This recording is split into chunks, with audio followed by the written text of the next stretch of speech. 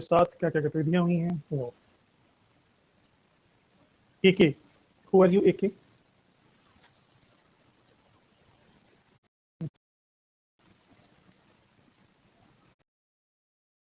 ताकि एक थोड़ा टेम्पो बन जाए। बाहर निकालने की नवाब की योजना। मुगल सम्राट द्वारा बंगाल पर पुनः अपना अधिकार स्थापित करने की कोशिश।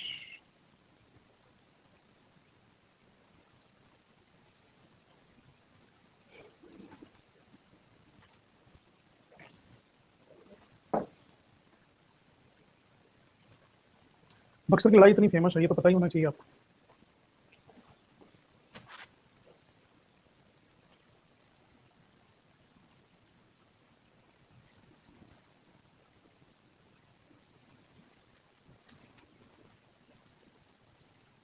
मीर कासिम क्यों प्लासी की लड़ाई की हार का बदला लेगा? प्लासी की लड़ाई में मीर कासिम था कहाँ?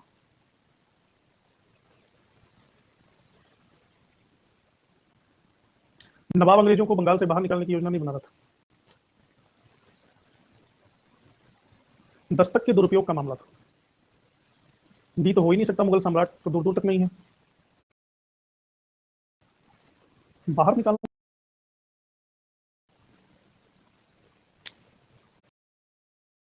किसके काल में ब्लैक होल की घटना हुई? मिर्जाफर, नजमुद्दौला, अली वर्दी खान, सिराजुद्दौला। अभी मैंने पढ़ाया नहीं है, अभी मैं पढ़ाऊंगा, लेकिन ऐसे ही थोड़ा आपका टेस्ट ले ले रहा हूँ पहले ही, कि आप लोग कितना अवेयर हो।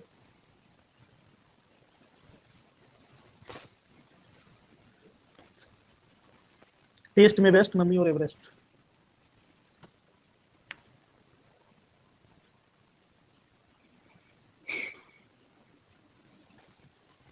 रिया तब तुम थी जब मैंने पढ़ाया था?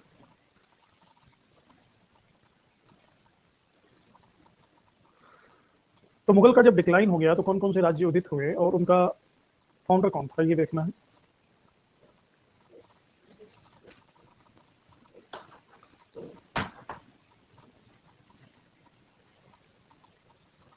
आपसे मैं पूछूंगा, आप बताएंगे कि कौन सा राज्य है, कौन इसके फाउंडर है।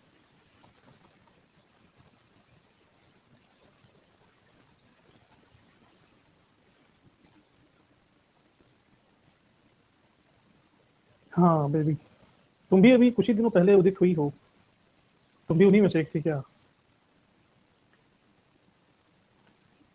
एक राज्य है, ये कौन सा राज्य है यहाँ पे?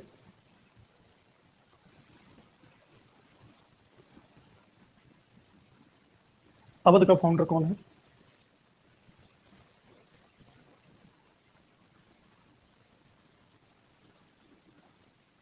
सादत खान ने कौन सी उपाधि हासिल की थी?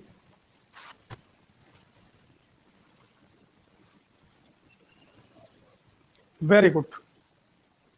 एक क्वेश्चन तो इनके और इनकी उपाधियों से आएगा। बुरहान उन मुल्क। यहाँ पर कौन सा राज्य है?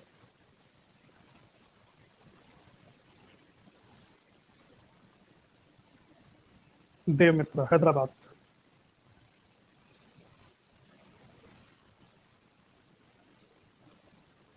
हैदराबाद के संस्थापक कौन है?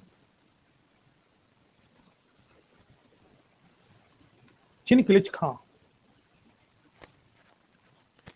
इनकी उपाधि क्या थी?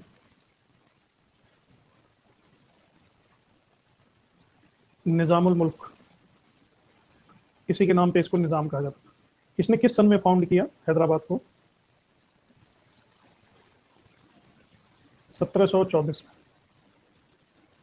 और इसको कब फाउंड किया, अवध को?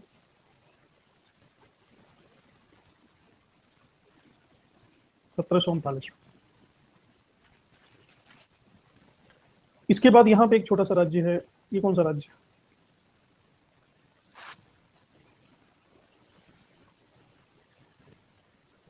बताओ। वेरी गुड, रिया। बुंदेलखंड। इसके फाउंडर कौन है? Sorry sorry sorry sorry, Bundelkhand नहीं है, रुहेलखंड है। तुम लोग खंड को गलत कर दिए। बुंदेलखंड तो झांसी के पास है।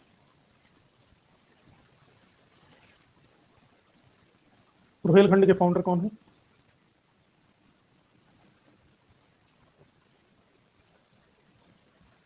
वीर दाऊद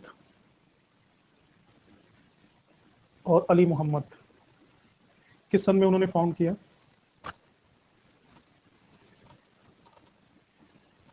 सत्रह सौ चौदह। ये बहुत इंपॉर्टेंट है इसका डेट, इन सबों का डेट। ये कौन सा स्टेट?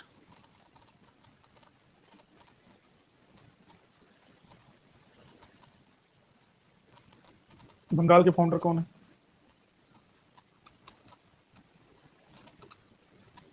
Very good.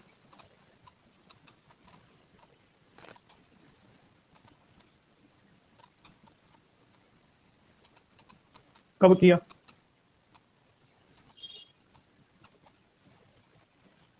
सत्रह सौ तेरह।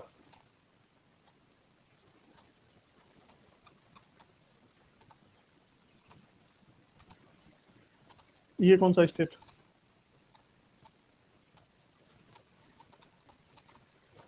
पहले तो कर्नाटक आएगा ना।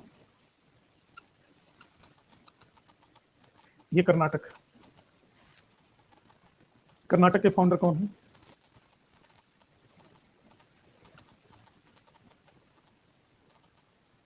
अनमोल, बहुत अच्छा। सादुतुल्ला खां।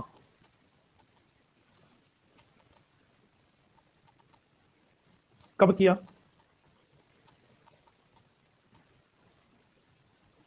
1717। सारा डेट गलत बता रहे हो।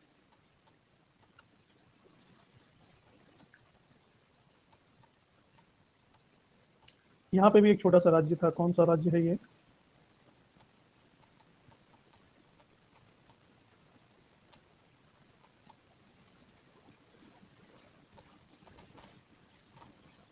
भरतपुर। भरतपुर के फाउंडर कौन है?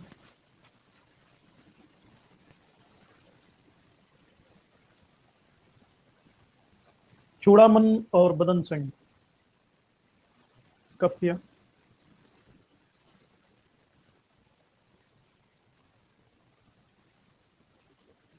1700। 1739। How dare you. इसके बाद ये पूरा का पूरा, यहाँ कौन सा राज्य?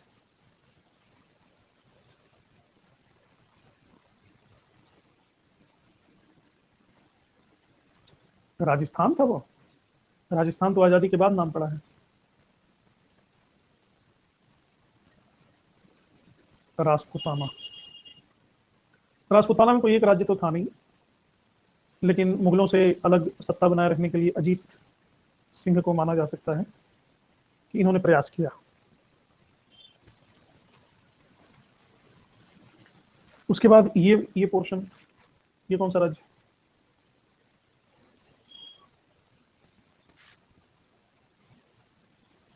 धत तेरी की। पंजाब नहीं, सिख। पंजाब तो आजादी के बाद नाम पड़ा है। सिख राज्य। इसके फाउंडर कौन है? वेरी गुड, देवी। बंदा सिंह बहादुर। दलजीत सिंह ने इसी को फर्दर प्रोपोगेट किया। अब कर्नाटक के अंतर्गत एक छोटा सा राज्य था यहाँ पे। ये कौन सा राज्य था? राइट, मैसूर। कब और किसने फाउंड किया इसको?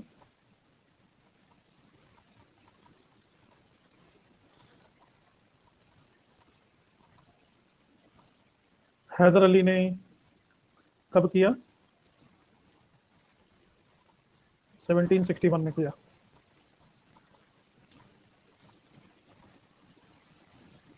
इसके पास ही यहाँ पे एक छोटा सा साइड में राज्य, ये कौन सा राज्य?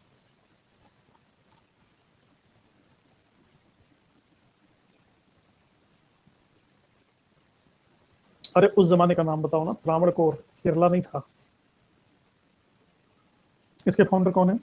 हम्म, राजा मार्कंड वर्मा।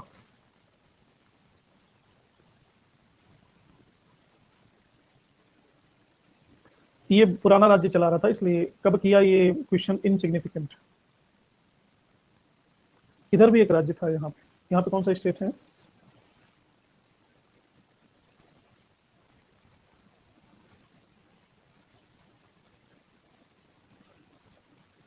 अहोम। अहोम के फाउंडर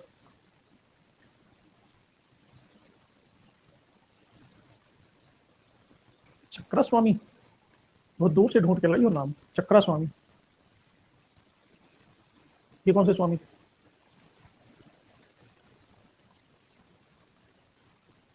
रुद्र सिंह है, रुद्र सिम्हा।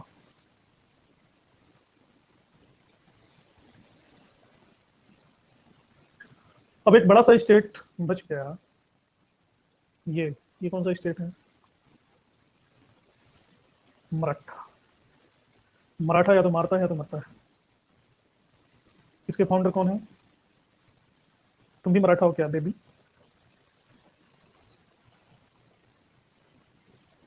अरे मुगलों के बाद की बात हो रही है ना, मुगल डिक्लाइन के बाद की बात हो रही है। तुम आदर्श हो, तो ये बेबी नाम से क्यों आए हो?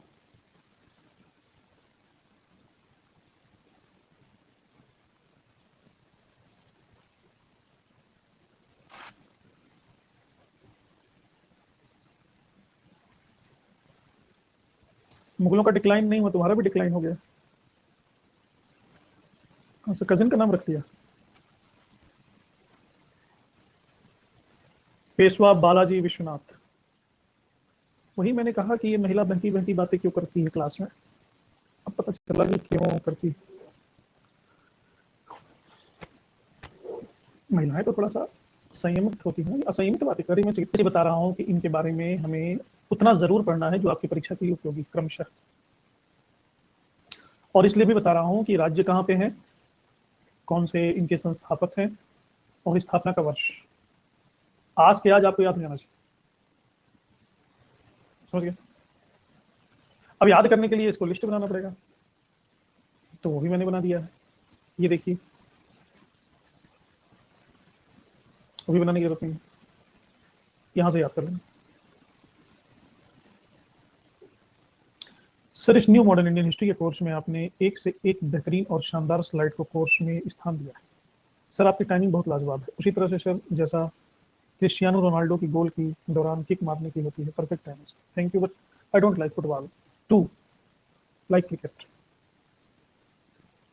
अच्छा, तुम बुक में ही नोट कर लेती हो, नोटबुक में नोट नहीं कर पाती हो? ये आदित्य है, अपना आदित्य। इसको तो मैंने ही कहा था कि तुम अपना नाम ही रखो धोनी, तुरंत रख लिया, इसको सोचा भी नहीं।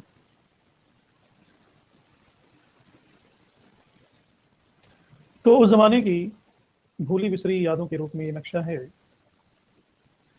देखो, ये पॉलिटिकल है कि नेचुरल है कि फिजिकल है, कुछ नहीं पता, हमको कुछ नहीं पता, लेकिन नक्शा जरूर है। नहीं मशीन नहीं, मनीष तुम मशीन ही रहो,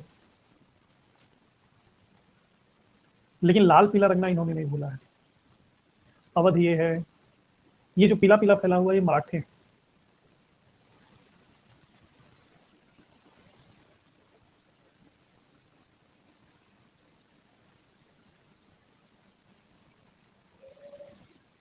मैं प्यारा हूँ, मेरी बीवी भी शुरुआती दौर में ऐसा कहा करती थी, उसी की सजा मिल रही है। जब कोई ये शब्द लेता है तो मुझे वही डायलॉग याद आ जाता है, मुझे थप्पड़ से डर नहीं लगता साहब। ये जो फैला हुआ है, ये इससे किस स्टेट, देखो गुजरात से लेकर कश्मीर तक था।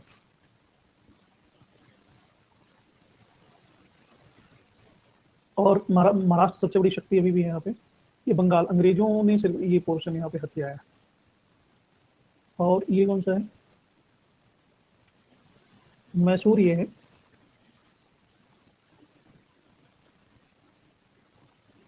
ये निजाम है, निजाम का देखो यहाँ तक। ट्रावनकोर ये,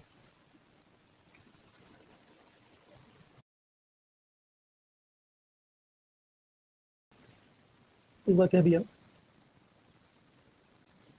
तुम लोग भूलते नहीं हो, हम भूल गए। अफगानिस्तान, ये पहाड़ वहाड़ भी इन्होंने बना रखा है, नक्शे पे काफी मेहनत की है। तो चलिए वन बाय वन शुरू करते हैं। अब ये जो कोर्स का नाम है बार बार आएगा राइज ऑफ न्यू स्टेट्स, तो इसका मतलब ये नहीं है कि बार बार राइज ऑफ न्यू स्टेट्स एक मेजर पॉइंट है जिसके बारे में बहुत कुछ पढ़ना है, क्योंकि स्टेट को आप समझ गए तो सब कुछ समझ गए। तो सबसे पहले हम शुरू करेंगे दक्कन से, दक्कन के निजाम। तो ये पापी आए थे समरकंद से, समरकंद है जहां से बाबर आया था, और इसके पिता का नाम देखो, गाजीउद्दीन सिद्दीकी फिरोज जंग। नाम से ही लग रहा है कि ये चैन से नहीं बैठेगा, मारे वरेगा सभी को। औरंगजेब की सेवा में था ये, वो औरंगजेब की कोई सेवा में करेगा तो क्या सेवा? औरंगजेब 10 मारेगा तो 20 मारेगा, यही सेवा की इन्होंने। तो फर्रुखसियर जब सम्राट बन गया तो निजामुल मुल्क को दक्षिण की सूबेदारी दे दी, 6 सूबे दे दिए मुगलों के कि जाओ दक्षिण में बेटा इसको। और खाने खाना और निजामुल मुल्क बहादुर फतह जंग ये सब की उपाधियां प्रदान की। क्या की होगी वो करना पड़ा होगा, क्योंकि रियली ही वाज बहादुर। लेकिन फर्रुखसियर के लोगों ने कहा कि आप क्या कर रहे हो, क्या कर रहे हो, नाम में शियार है, शेर की तरह आचरण करो। उसको दक्कन में आपने भेज दिया है, आप तो जानी को, कल को आपको चैलेंज कर दे तो उसको दक्कन से हटा दिया। फिर मालवा का सूबेदार बना दिया। लेकिन मुगल दरबार में जो सैयद बंधु थे ना, उसको ये चिनकिलिच खां अच्छा नहीं लगता था, अब्दुल्ला और हुसैन खां को। सैयद बंधुओं ने चिनकिलिच खां की गतिविधियों पर नियंत्रण स्थापित करने की कोशिश की और मालवा से भी हटाने की योजना बना ली।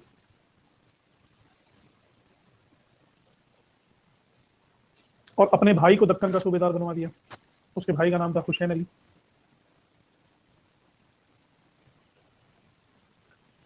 अब ये चिनकिलिच खां को अच्छा नहीं लगा, उसने तुरंत स्टूडियो में गया और एक फोटो, एक क्लिप निकलवाया।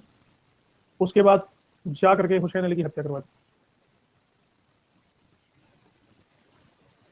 सैयद बंधु में से एक बंधु मर गया, तो फर्रुखसियर ने आनंद फानंद में उसको फिर से दक्कन की सूबेदारी दे दी। ये वही फोटो है जो इसने निकलवाई थी, तलवार पकड़े हुए। सर ये नहीं उपाधियां शासक की खुद ही रचना थी, या सर ये उपाधियां शासक के समझदार दरबारी संबंधी व्यक्ति जो उपाधि ग्रहण कर रहा था उसके लिए शासक को सुझाव देते थे कि उपाधि रखनी चाहिए? Good question, very good. ये दोनों बातें थी, और कभी कभी तो इनको पता भी नहीं चलता था और मुगल बादशाह इनको बुला करके उपाधि देते थे कि हाथी घोड़े खाली डिब्बे खाली कनस्तर बक्सा लेकर के आते थे कि बादशाह ने कुछ देने के लिए बुलाया। बादशाह देगा तो बड़ी चीज ही देगा, ताकि वहां से भर के लाएंगे। दक्कन से जा रहे हैं दिल्ली आगरा, काफिला लेके पहुंचते थे। बादशाह दरबार में बुलाता था, कहता था कि तुम्हारा नाम क्या है? तो बोलते थे हुजूर चिनकिलिच खां। तो कितना गंदा नाम है, चिनकिलिच खां, कोई नाम है, लगता है किसी की रजाई फट गई है। तुमको मैं उपाधि देता हूँ निजामुल मुल्क, अब तुम जा सकते हो। फिर खाली बक्सा लेके लौट आते थे, ऐसे भी होता था। तो घर आते थे तो उनकी 25-30 बीवियां पूछती थी कि बादशाह ने क्या क्या दिया, हमारे लायक भी इसमें कुछ है? तो समझते थे हीरे जवाहरात कुछ होगा। तो चिनकिलिच खां कहते थे नहीं, निजामुल मुल्क दिया है, निजाम और मुल्क मेरे पास रहने तो उल तुम ले लो।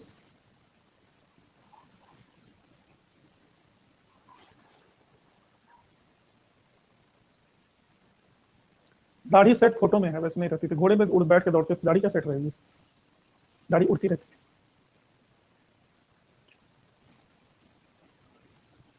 तो इस तरह से एक बार फिर इनको दक्कन की सूबेदारी दे दी गई। लेकिन ये वाकई योग्य था, क्योंकि इसने दक्कन में काफी योग्यता से शासन चलाया। तो बादशाह को किसी ने सुझाव दिया कि भाई इसकी योग्यता का इस्तेमाल कीजिए अपने लिए भी। तो जब मुगल बादशाह बना मोहम्मद शाह का मुगल बादशाह बना,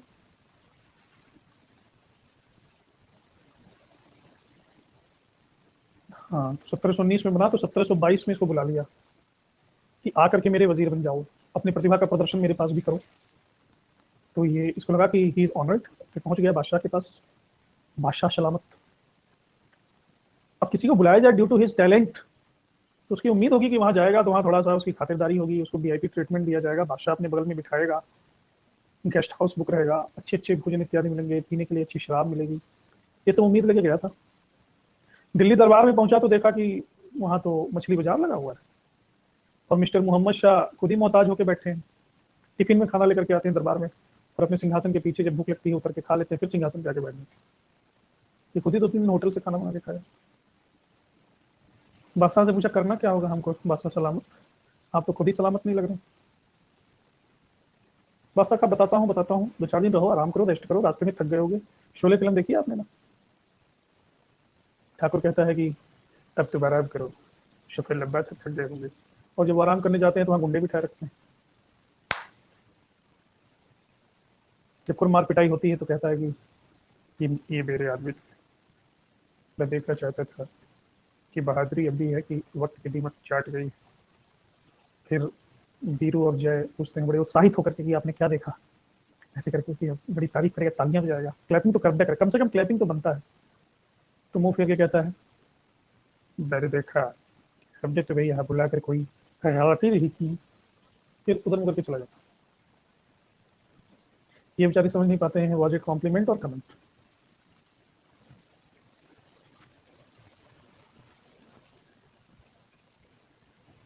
कोई बोलते हुए चबाता नहीं है, सिर्फ वही एक एक्टर था इतिहास में बोलते हुए चबाता था इस तरह से।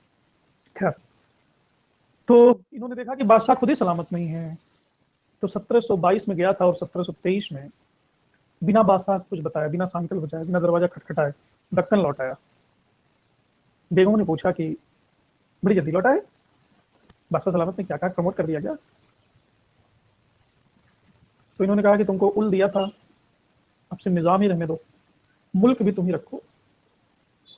उल मुल्क तो हम पढ़ते हैं निजाम निजाम, उसके बाद निजाम निजाम ही पढ़ते थे। तो मोहम्मद शाह को दरबारियों ने कहा कि अरे जिसको आप बुलाए थे वजीर करके वो तो भाग गया, बिना आपसे बताए भाग गया। टिफिन करके लौट रहे थे, सिंहासन पर चढ़ रहे थे, बैठ के बोले गुस्ताख, उसके इतने जरूरत कि बादशाह सलामत को बिना बताए भाग गया, दफ्तर भाग गया फिर से, ये तो नाफरमानी है बादशाह सलामत के शान में। सुनो मेरा टिफिन जरा धो देना। और अपने सेनापति को बुलाया, सेनापति को बुलाओ, मुबरिश खान। मुबरिश खान को बुलाया और आदेश दिया कि तो फौरन कार्रवाई करो निजामुल मुल्क के ऊपर। मुझे बिना बताए चला गया, नाफरमान, गुस्ताख, ये वो, दिस दैट, स्टूपिड। मुबरिश खान ने कहा कि खत्म हो गया और डायलॉग, तो कार्रवाई की जाए।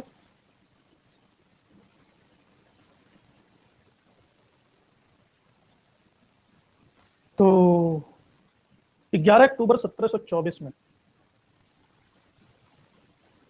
मुबरिश खां पहुंच गया निजामुल मुल्क के पास। अच्छा, अभी निजामुल मुल्क रास्ते में था, जा रहा था, वो पहुंचा नहीं था।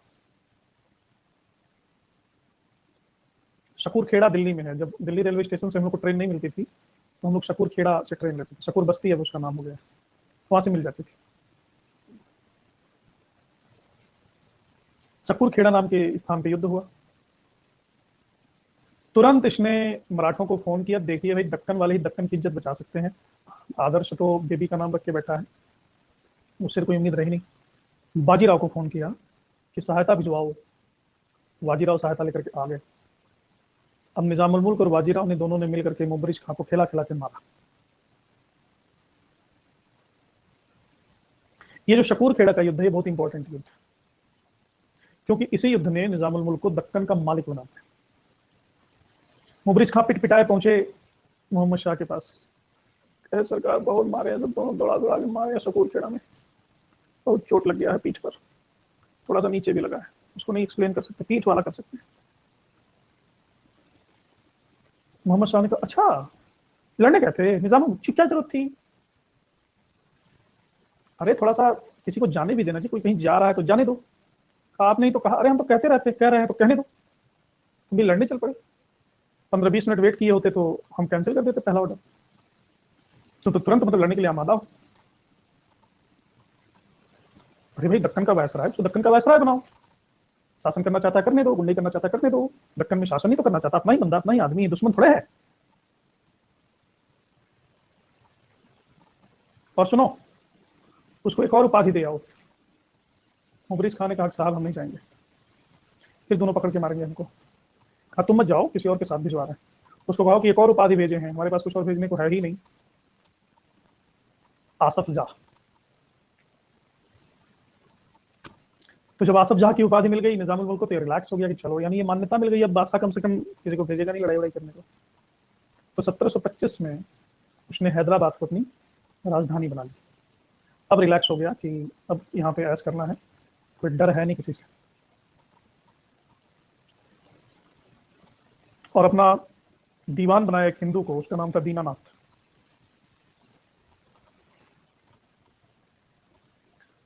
तो मराठे और निजाम तो शुरुआत में दोस्त थे, क्योंकि शकूर खेड़ा में बाजीराव ने इनकी हेल्प की थी, लेकिन ये दोस्ती 1721 से लेकर के 1727 तक चलती रही। दोनों साथ में जीत जाते थे, ये दोस्ती हम नहीं तोड़ेंगे।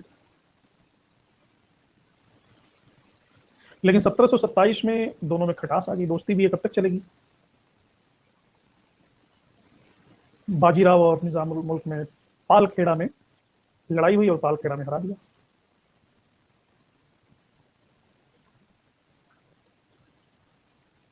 तो इस पालखेड़ा के युद्ध से यह सिद्ध हो गया कि दक्षिण की असली शक्ति मराठे हैं, निजाम नहीं। और मुंशी शिवगांव नाम के स्थान पे 6 मार्च 1728 को संधि हुई। इसे किस युद्ध के बाद? पालखेड़ा युद्ध के बाद। इसे कहते हैं मुंशी शिवगांव की संधि। अब ये संधियों का डेट, इसका बैकग्राउंड, इसका रीजन, किसके किसके बीच हुई, इसका परिणाम, ये सब आपसे पूछा जाएगा। इसलिए थोड़ा सा मैं स्टोरी समझा रहा हूँ कि पिक्चर की तरह आपके दिमाग में क्लियर हो जाए, क्योंकि ये पढ़ने में इतना बोरिंग एपिसोड है कि पढ़ते हो तो एक दिमाग से पढ़ते हो, दूसरे दिमाग से निकल जाता है। क्या बकवास। जब पढ़ोगे ना तो बड़ा बोरिंग लगता है, मैंने भी पढ़ा। तो ये मुंशी शिवगांव की संधि जो हुई, ये साधारण संधि नहीं थी। शाहू जो छत्रपति था उस जमाने में, अब इसकी भी कहानी है। एक तरफ थे शाहू, और शिवाजी के दूसरे वंशज थे कोल्हापुर में शंभू, शंभू जी। इन दोनों में था कि भाई छत्रपति कौन बनेगा। तो मुंशी शिवगांव की संधि में डिक्लेयर हुआ कि सुन मिस्टर निजामुल मुल्क, गलती से भी ये शंभू जी को शरण नहीं देना। और दक्षिण भारत में दो चीजें तो हमको पुश्तैनी चाहिए ही होती है, चौथ और दूसरी सरदेश मुखी। ये हमको वसूलने का अधिकार देना। निजाम ने कहा डिट्टो। खैर 1748 तक ये सब चलता रहा, और 21 मई 1748 को निजामुल मुल्क मर गया। अब इनके दो महान बेटे थे निजामुल मुल्क के, ये लोग भी दो पैदा कर देते हैं, यानी कि ठीक करें, कम से कम आपस में लड़के मरेंगे तो नहीं। नासिर जंग नहीं, इसने एक ही पैदा किया था, ये तो भतीजा था इसका, मुजफ्फर जंग। लेकिन फिर भी वो कॉन्सेप्ट भी यहाँ फेल हो गया। ये दोनों आपस में लड़ने लगे कि गद्दी हमारी, गद्दी हमारी।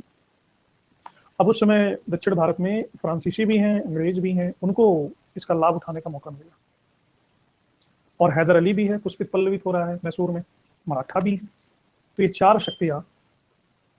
अब जैसे मैप में मैंने दिखाया कि निजाम का कितना व्यापक साम्राज्य, कम से कम आधा दक्षिण भारत तो इसी ने घेरा हुआ है। ये अब स्थिति ये हुई कि मराठी अधिकार कर लेंगे, कोई कहता था नहीं जी मराठी नहीं अधिकार करेंगे, मैसूर ही अधिकार कर लेगा। कोई कहता है झूठ मत बोलो, मैसूर थोड़ी ना अधिकार करेगा, फ्रांसीसी अधिकार कर लेगा, क्योंकि यहाँ पौंडीचेरी में फ्रांसीसी भी थे।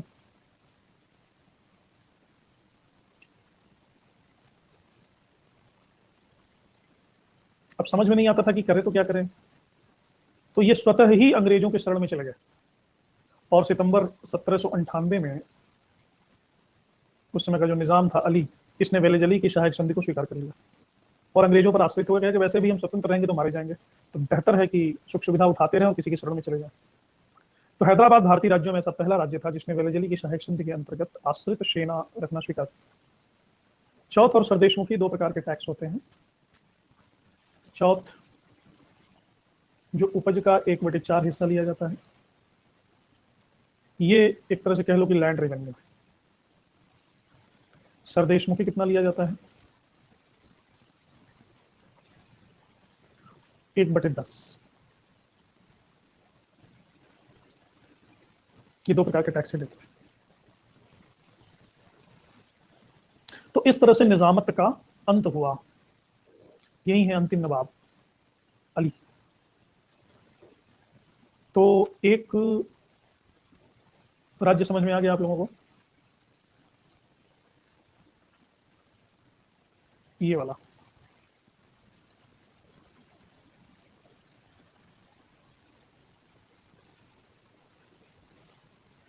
गुड। इसमें इतना ही जानना है, दो प्रमुख युद्ध है, एक युद्ध है, दो युद्ध हैं, एक संधि है। कौन कौन से दो युद्ध हैं? शकूर खेड़ा का और पाल खेड़ा का। और कौन सी संधि है? मुंशी शिवगांव की संधि। ठीक है। इसके बाद दूसरे नंबर पे आते हैं राजपूताना।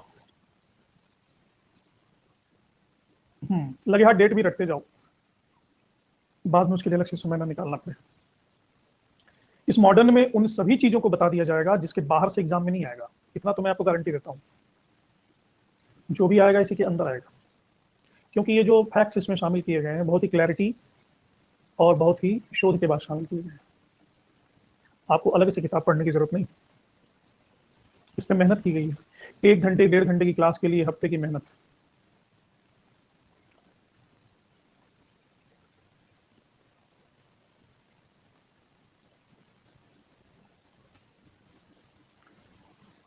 तो राजपूत औरंगजेब की मौत हो गई है और स्वतंत्र हो गए। दो प्रमुख राज्य थे, मारवाड़, जोधपुर और आमेर यानी जयपुर। औरंगजेब की नीतियों से मेवाड़ के राजा राणा और मारवाड़ के अजीत सिंह ये दोनों दुखी थे।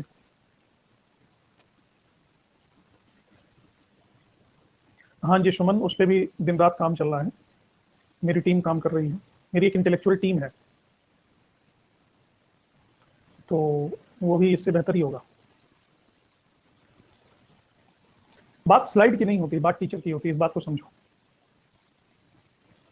टीचर अगर योग्य है तो वो कमजोर को स्लाइड को भी मजबूत बना देगा। टीचर अगर अयोग्य है तो मजबूत कंटेंट को भी कमजोर बना देगा।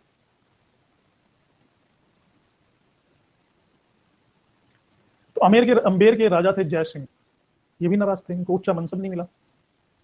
तो 1707 ईस्वी में अजीत सिंह ने अपने आप को स्वतंत्र कर लिया, मारवाड़ के अजीत सिंह। और जोधपुर में जो शाही फौजदार था, औरंगजेब का आदमी था, उसको निकाल दिया, भागो यहाँ से। बिल्कुल बिल्कुल बेबी। हाँ सुमन, आई नो। तो ये है जो पीला पीला सा दिख रहा है, येलो येलो, ये राजपूताना है। अजमेर, छोटे छोटे से राज्य दिख रहे हैं। खैर 1700, अच्छा अजीत सिंह ने इसको निकाल के भगा दिया शाही फौजदार को, तो मुगल बादशाह को गुस्सा लगा और मेड़ता की लड़ाई हुई 1708 में कि हमारे आदमी को निकाल दिया। अजीत सिंह बेचारा फिर हार करके मुगलों की अधीनता को स्वीकार कर लिया। और मुगल सेनापति ने कुछ ही साल बाद हुसैन अली ने जोधपुर पर फिर से अटैक किया और अजीत सिंह को अपनी बेटी का विवाह मुगल सम्राट फर्रुख सैयद से करना पड़ा। इससे बड़ा दुर्भाग्य हो ही नहीं सकता किसी राजपूत राजा के लिए। तो इस तरह से अजीत सिंह के साथ पैच। जय सिंह कोशिश कर रहा था अपने राज्य को कुछ बेहतर बनाने के लिए, जनता के कल्याण के लिए, कुआं, सड़क, धर्मशाला। और जय सिंह एक ऐसा राजा है जिसने भारतीय इतिहास में पहली बार फिजूल खर्ची पर रोक लगाने के लिए शादी ब्याहों में अधिक ज्यादा पैसा न व्यय हो, इसके लिए इसने कानून बनाया।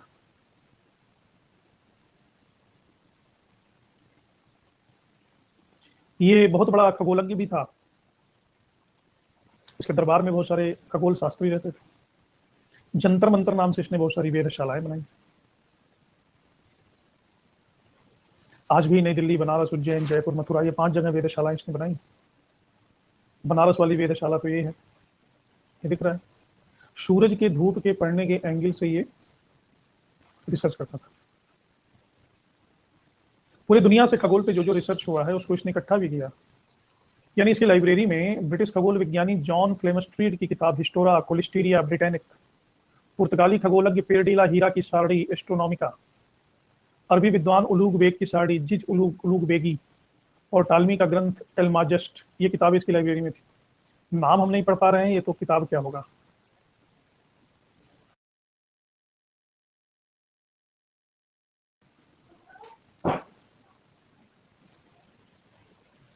ओके, तो हमको वो एपिसोड भेज दिया करो, तुम्हारे एपिसोड तो देख देख के दिन बीत रहा है। तालमी का ग्रंथ 10, उसका अनुवाद इसने किया सिद्धांत सूरी कौस्तम, उलुग बेग की साड़ी तुरशुरडी, टेढ़ीला हीरा की साड़ियाँ, मिथयात्री छाया, इसने अनुवाद कराया। अब ये जरूर याद कर लेना इनके असली नाम और इनके अनुवाद के नाम। चंद्रमा नक्षत्र का अध्ययन करता था, और जितना भी इसका रिसर्च था उसको इसने पब्लिश करवाया इन किताबों से रिसर्च करके अपनी भाषा में। उसका नाम रखा गया जिज मोहम्मद शाही। जिज मोहम्मद शाही का नाम आपने सुना होगा। मोहम्मद शाही इसलिए रखा कि उस समय ये पापी मोहम्मद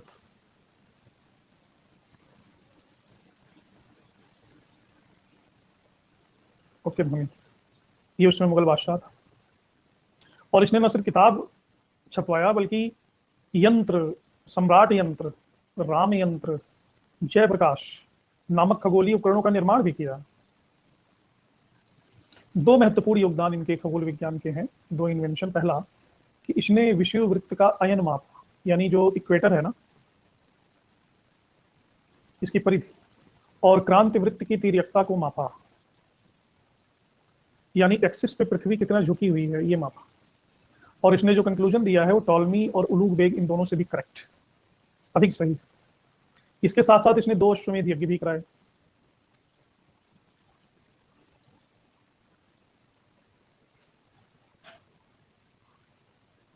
राजपूत बहुत जल्दी ही मराठों के शिकार बन गए। अभी आमेर के सवाई मिर्जा राजा जय सिंह के बारे में हमने पढ़ा जी, 1688 से 1743 तक। ये है उनका महल जहां वो रहते थे, बीच पानी में। इन्होंने जयपुर रंग को गुलाबी रंग में पेंट करवा दिया था। इन्होंने नहीं करवाया था, इनके बाद जो राजा हुए उनका नाम था सवाई राम सिंह। तो ये बात हुई कि इंग्लैंड की महारानी विक्टोरिया और प्रिंस ऑफ वेल्स के युवराज अल्बर्ट एडवर्ड 7 आने वाले हैं जयपुर। तो उनके स्वागत में पूरे शहर को गुलाबी रंग से रंगवा दिया था, इसलिए उसको गुलाबी शहर कहते हैं।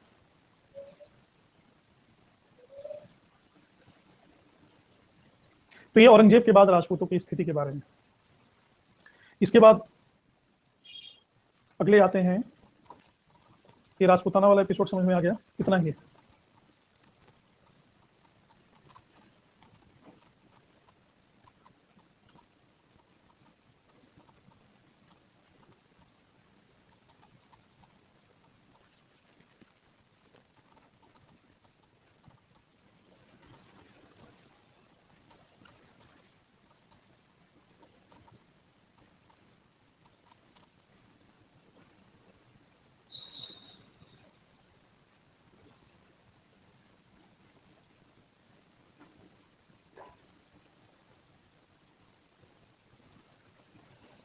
जयपुर का ही है ये, जयपुर का बताया नहीं मैंने।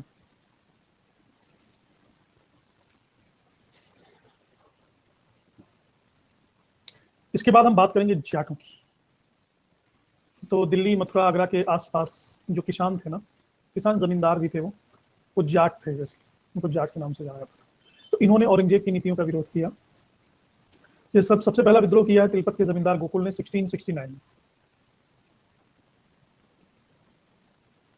इसके बाद 1686 में राजा राम और रामचेरा ने विद्रोह किया। और इसी राजा राम ने, ये जो चित्र में आपको मेरे पीछे दिख रहा है, सिकंदरा में अकबर का मकबरा, इसको खोद करके और अकबर की जो हड्डियां थी उसको निकाल करके उसको जला दिया था रिवेंज में। नहीं, ये सिकंदरा का है। राजा राम के बाद फिर चूड़ामन आ गए, और चूड़ामन ने पहली बार एक राज्य की नींव डाली, भरतपुर के जाट राज्य।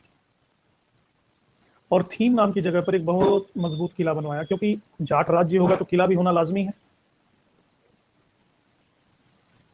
लेकिन 1721 में आगरा के सूबेदार थे जयसिंह सेकंड, इन्होंने मुगलों का नेतृत्व करते हुए इस किले को जीत लिया, और ये गम चूड़ामन बर्दाश्त नहीं करता और उन्होंने सुसाइड कर दिया।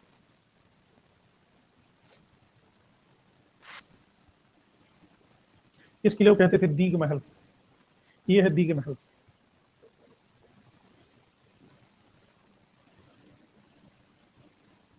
पानी से घिरा था फिर भी जीत लिया। तो कोई भी निश्चिंत होकर बैठा रहेगा, सुसाइड करेगा।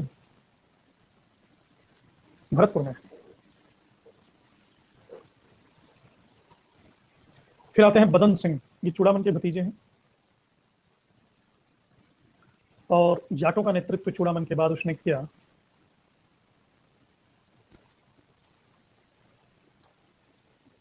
सेना को शक्तिशाली बना के दींग, कुंबेर, वेद और भरतपुर, ये 4 दुर्ग इसने बनाए। ये दींग महल है, इसके द्वारा बनाया गया है, बदन सिंह के द्वारा। इसीलिए बदन सिंह को भरतपुर राज्य का वास्तविक संस्थापक कहा जाता है। नादिर शाह ने जब अटैक किया तो उसके बाद मथुरा पर भी अधिकार कर लिया इन्होंने, और अहमद शाह अब्दाली भी कुछ नहीं बोला, और बदन सिंह को राजा की उपाधि दी, और बदन सिंह ने राजा में महेंद्र भी शब्द जोड़ लिया।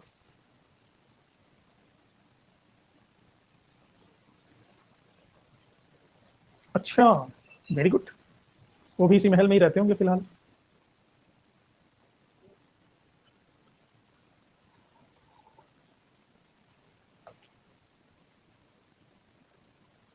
हाँ, मुगलों ने उनको मना किया था।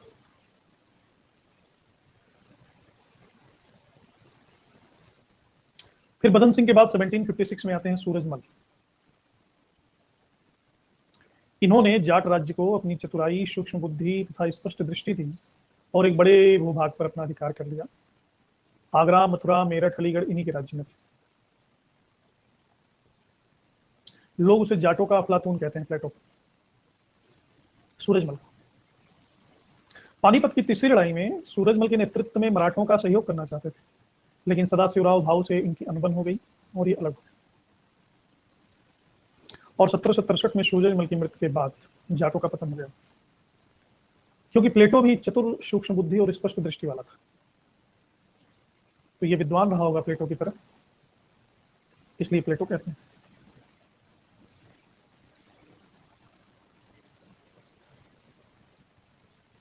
फिर जवाहर सिंह, रतन सिंह, केहर सिंह, नवल सिंह। 1805 ईस्वी में आते आते रणधीर सिंह ने अंग्रेजों की अधीनता को स्वीकार कर लिया, और रणधीर सिंह के बाद जाटों का पतन। तो ये क्लियर है जाटों का एपिसोड, राइट। लॉक कर दिया जाए।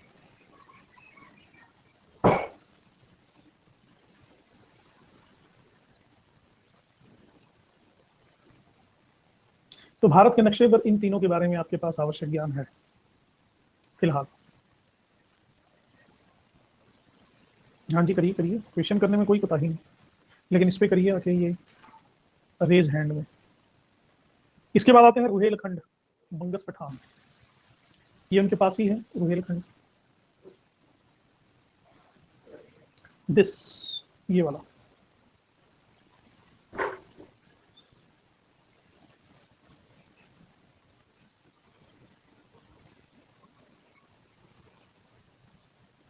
बीर दाऊद और अली मोहम्मद, इन लोगों ने इसकी स्थापना की थी, और इसकी राजधानी थी आंवला।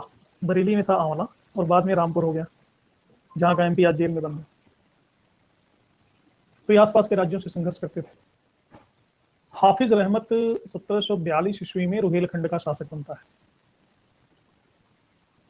और इसी के शासन में 1774 में अवध का नवाब है सुजाउद्दौला। ये आपको हेस्टिंग्स का वो वारदात पता है ना, कि किस तरह से रुहेलखंड से धोखा करके उसने उसको अपने में मिला लिया, मीरनपुर कटरा का युद्ध।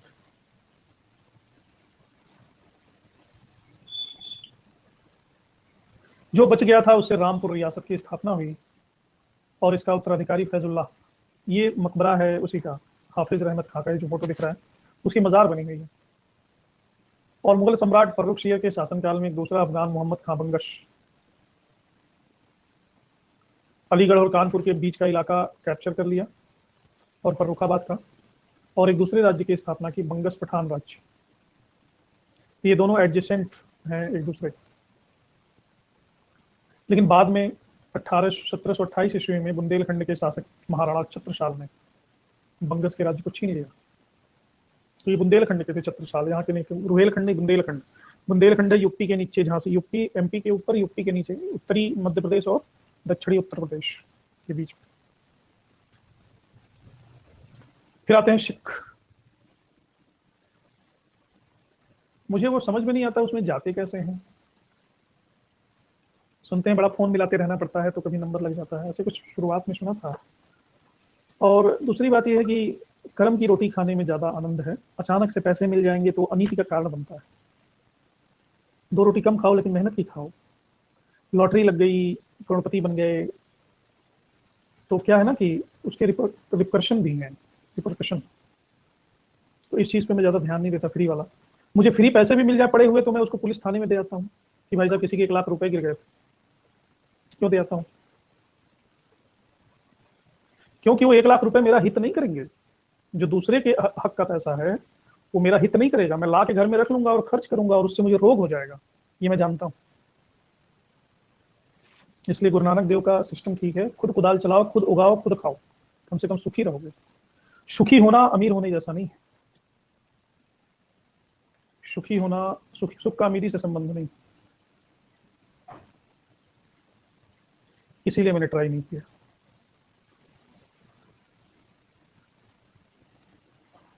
और आपको भी मैं कहूंगा कि आप लोग भी फ्री के चक्कर में। औरंगजेब की मौत के बाद और प्लासी की लड़ाई के पहले हिंदू और मुसलमानों में इतनी दूरियां नहीं थी जितनी अंग्रेजों के शासन के दौरान हो गई थी। भले ही इतनी सारी रियासतें हैं, हाँ, हिंदू और मुस्लिम कल्चर इंटरवोवन था, एक दूसरे में घुला मिला था। उसके पीछे कारण है, क्योंकि इतने साल से एक साथ रह रहे थे ना, तो हम उनका ईद मनाते थे, वो हमारा दिवाली मनाते थे, इंटरवोवन था। और बहुत सारी इंटरमीडिएट जातियां पैदा हो गई थी, जो न हिंदू थी न मुस्लिम के बीच की थी। जैसे पठान, पठान इंटरमीडिएट जाति, कन्वर्टेड हिंदू। तो ये दोनों कल्चर को फॉलो करते थे। वॉइस कम हो गई।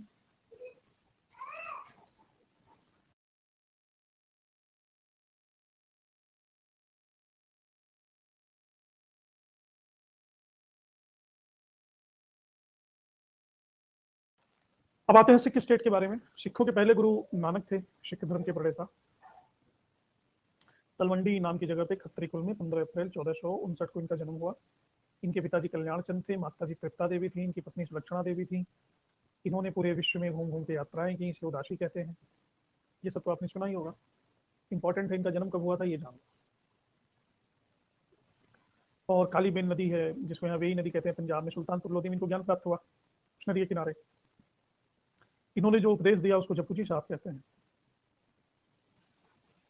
इसी को गुरु अर्जुन देव ने अन्य संतों के वचनों के जो सिमिलर वचन थे उनको कंबाइंड करके आदि ग्रंथ की रचना की। ये पुनर्जन्म को भी मानते थे और कर्म के सिद्धांत को भी मानते थे। करतारपुर में डेरा बाबा में 22 सितंबर 1539 को इन्होंने नश्वर शरीर का त्याग कर दिया और अपने लहना को, भाई लहना को, अपना शिष्य इनका था, उनको गुरुगद्दी दी गुरु अंगद देव के नाम से। तो जिस जमाने में गुरु नानक देव जी थे यहाँ पे, इब्राहिम लोदी का राज्य था। बंगाल में चैतन्य महाप्रभु जीवित थे और कबीरदास के समकालीन थे। और आवाज कम हो गई मेरी, रिफ्रेश। अभी आवाज क्लियर है? लास्ट पॉइंट समझा दीजिए सर, गुरु नानक देव जी की यात्राओं को उदासी की संज्ञा क्यों दी? देखो,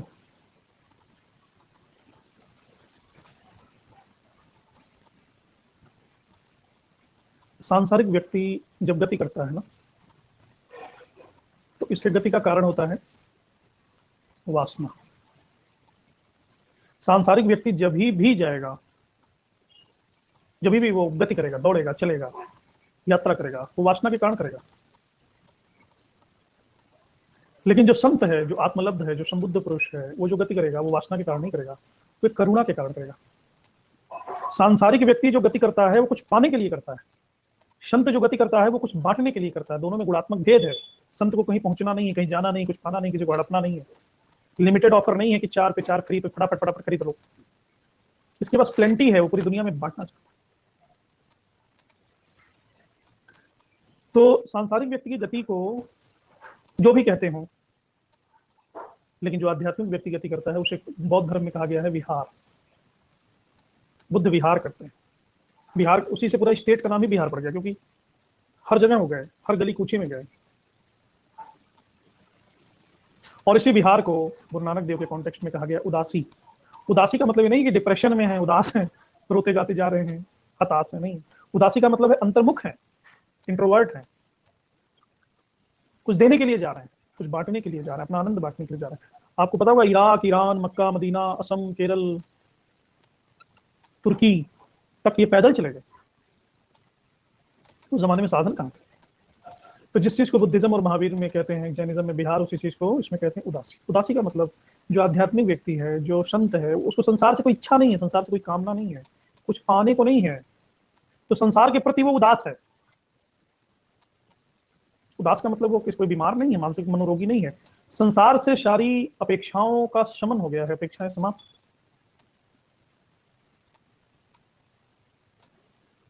हाँ, कुछ अपेक्षा नहीं है, कोई कुछ पाना नहीं है। आपके जीवन में अगर अपेक्षा ना रखो ना तो दुखी नहीं होगा। दुखी हम तब होते हैं जब अपेक्षा होती है।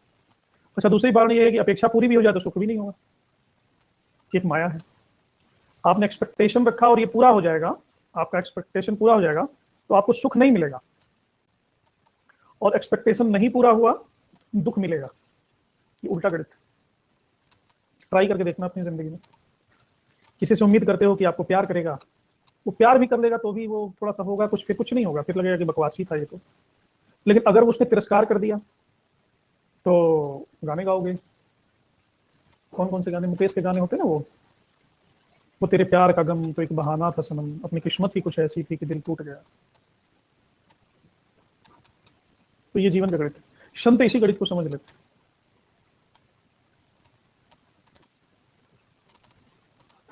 होने से। हाँ, ये जो भी गाने बने ना, इनको अगर इनकी उनको उपलब्धि हो गई होती तो ये पागल हो जाते। संसार में तृप्ति का कोई संबंध ही नहीं, संसार में तृप्ति मिल ही नहीं सकती। खोज के देख लो, संसार में तृप्ति नहीं मिल सकती। और अगर संसार में तृप्ति मिलती होती तो हम नानक, बुद्ध, महावीर, कबीर, फरीद, रैदास, राम, कृष्ण इनकी पूजा नहीं कर रहे होते। इनकी पूजा हम इसीलिए करते हैं कि आपको सही रास्ता मिल गया। घंटा रहता है। सच्चा प्यार किसको होता है? फालतू वाली बात करते हैं। सच्चा प्यार तुमको हुआ है, किसी को होता है। सब अपनी झोली भरना चाहते हैं, भरता नहीं वो अलग बात है। सब अपने चक्कर में पड़े हुए हैं, सब कहने की बात है।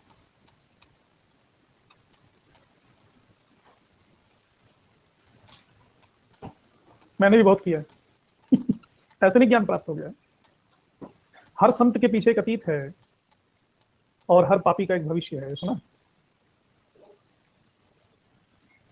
हर संत का एक अतीत है, मेरा भी एक अतीत है, और हर पापी का एक भविष्य है।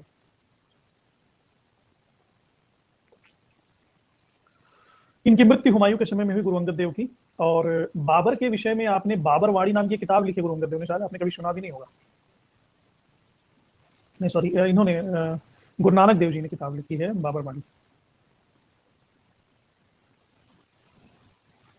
सिख पंथ में गुरु परंपरा का विशेष महत्व रहा है। ये मेरी बेटी है, जब मैं पढ़ाता हूँ, उधर देखो, जब मैं पढ़ाता हूँ आके देखती रहती चोरी चोरी। हमको इसको पढ़ाने का बड़ा मन करता है।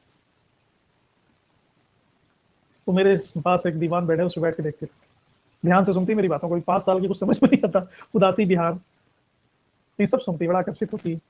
10 गुरु हैं, गुरु नानक देव, गुरु अंगद देव, गुरु अमरदास, गुरु रामदास, गुरु अर्जुन देव, गुरु हरगोविंद, गुरु हरराय, गुरु हरकिशन, गुरु तेग बहादुर, गुरु गोविंद सिंह। ये 10 गुरुओं का यहाँ पे चित्र बना है। ठीक है, इनके एक एक के बारे में जो विशेष बातें हैं वो जानना जरूरी है, जो एग्जाम के लिए विशेष है, क्योंकि एक एक गुरु का जीवन तो बहुत बड़ा है। जैसे गुरु नानक देव के लिए हमने बताया, गुरु अंगद देव का, इनका असली नाम है लहना, और इनका सबसे बड़ा कंट्रीब्यूशन ये है कि खादुर में, हाँ जल्दी करो क्योंकि टाइम 2 ही मिनट बचा है, 2-3 मिनट। खादुर में इन्होंने गुरुगद्दी का स्थापना की और इन्होंने लंगर व्यवस्था को स्थायी बना दिया। बड़ा कंट्रीब्यूशन है इनका। गुरुमुखी लिपि, जो पंजाबी की लिपि होती है, उसका आविष्कार। गुरु अंगद देव से जब शेर शाह बिलग्राम के युद्ध में हुमायूं को हरा दिया तो शेर शाह सूरी ने इनसे मुलाकात की थी। ये एक हिस्टोरिकल फैक्ट।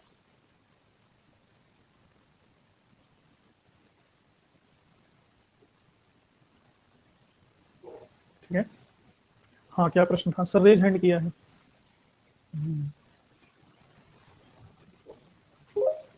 हाँ जी, हेलो।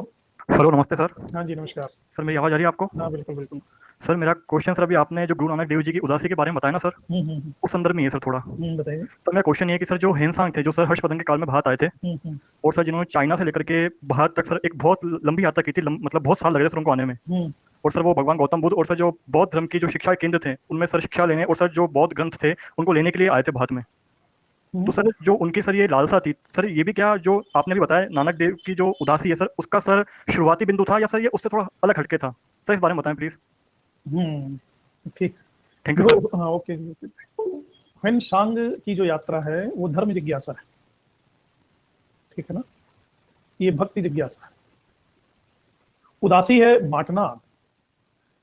प्राप्त करने के लिए जो भी यात्रा होगी वो उदासी नहीं होगी, क्योंकि कुछ भी आपको प्राप्त करना हो, ज्ञान प्राप्त करना हो, किताब प्राप्त करना हो, शास्त्र लेना हो, कुछ भी लेना हो, तो ये भी एक प्रकार की वासना है। मुक्ति की वासना भी एक प्रकार की वासना है। हालांकि निर्वासना जैसी वासना है। जैसे कांच होता है ना, कांच। कांच जब बहुत प्योर हो जाता है, ग्लास बहुत प्योर होती है, तो हमारे नजर को बाधित नहीं करती, हमको आर पार दिखाई देता है, लेकिन वो वहां होती है। तो ये ग्लास की तरह वासना है कि आर पार दिख तो रहा है कि वहां कुछ है ही नहीं, लेकिन वहां पे अभी भी है। क्योंकि मुक्त किसको होना है, मुक्त किससे होना है? हालांकि वेन सांग जैसे लोगों का भारत और पूरी दुनिया रेडी है इस बात से, क्योंकि बुद्ध के जो साहित्य बचे ना, इन्हीं की वजह से बचे, नहीं तो बचते नहीं। त्रिपिटक जो बचा है वो इनकी वजह से बचा है। भारत में सबको ढूंढ ढूंढ के नष्ट किया गया, और ये चीन और श्रीलंका में जाकर के बच गया। तो ये मनुष्यता पे बहुत बड़ा उपकार है। बाकी जो था वो नालंदा में बख्तियार खिलजी ने जला दिया। तो मनुष्यता पे बड़ा उपकार इन्होंने किया है कि आए, हो सकता अस्तित्व तो ऐसा आयोजन कर रहा था कि इसके पहले कि नष्ट हो, इसको यहाँ से निकालो, जो मूल मूल चीजें हैं वो यहाँ से निकालो। ये अस्तित्व का आयोजन है। आपको पता होगा कि जब दलाई लामा तिब्बत से भारत आ रहे थे धर्मशाला, तो चीन ने पूरे सैटेलाइट लगा रखे थे इनको मारने के लिए, कि इनको डिटेक्ट करके इनका पाथ और इनको मारो। और उसी समय वो बादल छा गया। ये पढ़ना, दलाई लामा ने खुद लिखा है। उसी समय बड़ी काली घटा छा गई, बारिश तो नहीं हुई लेकिन काली घटा छा गई, और वो सकुशल चले गए। और जैसे ही चले आए वो घटा छट गई। ये अस्तित्व का आयोजन है। अस्तित्व ने प्रोटेक्ट किया। अस्तित्व भी जो सत्य की यात्रा पे है ना, उसको प्रोटेक्ट करता है। जो अच्छे लोग हैं उनको बचाता है। आपने LIC का वो पढ़ा होगा, योग अच्छेम वहाम्य हम। LIC का मोटो है ना, योग अच्छेम वहाम्य हम। पढ़ा? उसका मतलब ये होता है कि योग आपकी रक्षा करता है। चाइना उनको मारना क्यों चाहता था? पूरी पूरी हिस्ट्री है। वो बुद्धिज्म को नष्ट कर रहा था, तिब्बत पे अधिकार कर दिया था। चाइना कम्युनिस्ट कंट्री है, तो चाहता था कि कोई रिलीजन यहाँ पे प्रिवेल ना करे। तो चलिए, टाइम ज्यादा हो गया, मिलते हैं रात को 9 बजे वाली क्लास में। हाँ, मोहम्मद साहब के जीवन में भी